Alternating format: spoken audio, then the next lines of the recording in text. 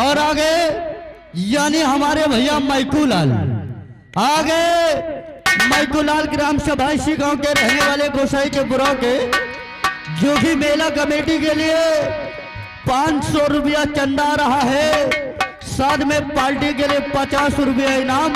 Party lakh lakh शुक्रिया धन्यवाद करते हैं।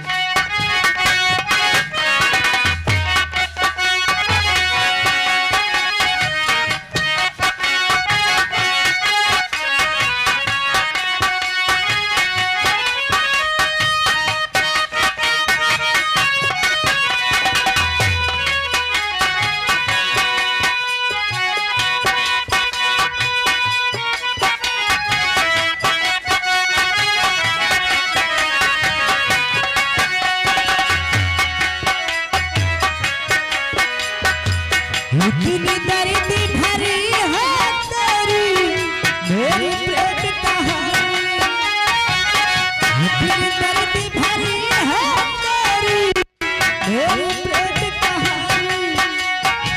शांति समंदर की प्याल अपनी आंखों में है पानी, मैं तेरे साथ मुझे प्यार करना है, जब तेरी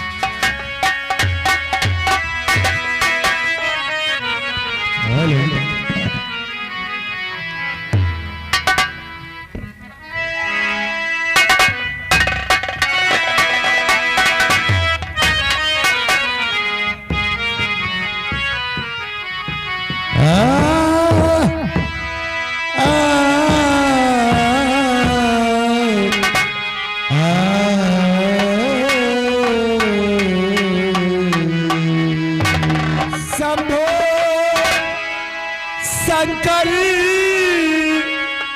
तेरी महिमा